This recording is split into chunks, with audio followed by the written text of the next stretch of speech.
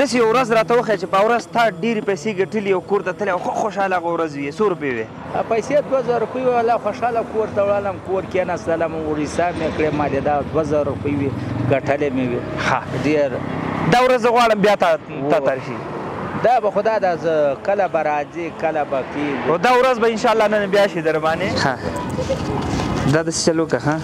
دوه به وشي سلامونه جوړ بخیر صاحب دی ښه دی خیر دی لږ په زور وغږېږه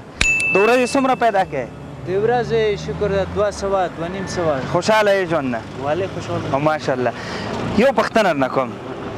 د ورځې 200 پیدا کوې صحیح ده داسې یو ورځ راته وښیه چې په ورځ تا ډېرې پیسې ګټلي او کور ته تللی او ښه خوشحاله هغه ورځ وي څو روپۍ وې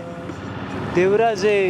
500 400 نه یو ورځ راته ووایه چې تا تر ټولو ورځو زیاتې پیسې پیدا کړي او کور ته تللی او ښه خوشحاله تللی هغه څو روپۍ وې 500 دا ورځ نن بیا شوه صحیح ده 1 2 3 4 صحیح شو نن بیا خوشحاله لاړ خیر سي څه خدمت والا شته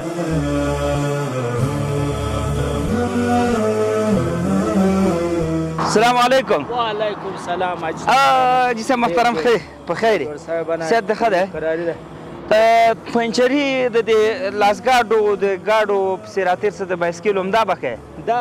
دغه کوم ولا دا زوی مې کوي دا کار دوکان مې ورته کېښو په ودار باندې ښه یو څه پیسې نه سره ته ښه حاجي صاحب محترم هغه داسې کومه ورځ وه چې تا زیاتې پیسې ګټلې وې او په ورځ خوشحاله کور ته تللی وې هغه پیسې څومره وې پیسې 2000 روپۍ وې والله خوشحاله کور ته وړالم کور کېناستلم حساب مې کړې ما دې دا 2000 روپۍ وې ګټلې مې وې ښه ډېر دا ورځ زه غواړم بیا تا ترشي دا به خدا دا زه کله به راځي کله به کېږي او دا ورځ به انشاءالله نن بیا شي در باندې 1 2 بس دغه ورځ به انشاءالله نن بیا وي سمه ده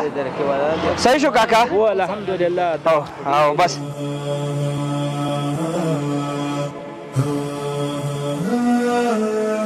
داسې یو ورځ ستا په دې کار کې راغلی ده چې په ورځ ته تر ټولو ورځو زیاتې پیسې ګټلې وي او هغه پیسې څومره دي او بیا کور ته تللی خوشحاله اوسې خو تللی داس څو دې ګټلې دي کومه یو ورځ راته تر ټولو زیاتې 500 400 داسې مې ګټلې نه چې تر ټولو زیاتې دې ګټلې هغه ورځ کمې وه چې ډېر خوشحاله کور ته تللی 500 چې مې ګټلې 500 دې ګټلې او خوشحاله تللی دا ورځ به زه که درته وایم چې بیا راشي څنګه ده ها دا داسې چل وکړه ها دوه به وشي حساب یې دوه وشي صحیح ده فکر وکړه چې دا یو ورځ کې دې زر ګټلې او نن به ښه خوشحاله کور ته لاړ شي صحیح ده نور خو لږ به دې خبره خوا کړې ورته یو ورځ به 500 ګټلې وې د دروغو به دې ویلي دروغ خو نشي ویلی نشي ویلی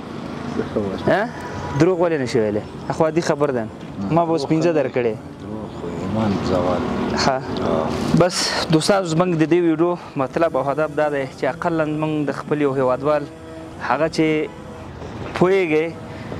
چاته لاس نه نیسي ولې خپل همت له لاسه نه ورکوي لکه تاسو دغه ویډیو تر اخره وګورئ نو هغې سره کومک کول او د هغې په شونډو باندې اقلا نه مسکا راوړل دي همداسې ده که الله مو خوشحاله او اباد لره ویډیو سره شریکه کړئ صفحه زموږ خوښه کړئ سر ډېره مننه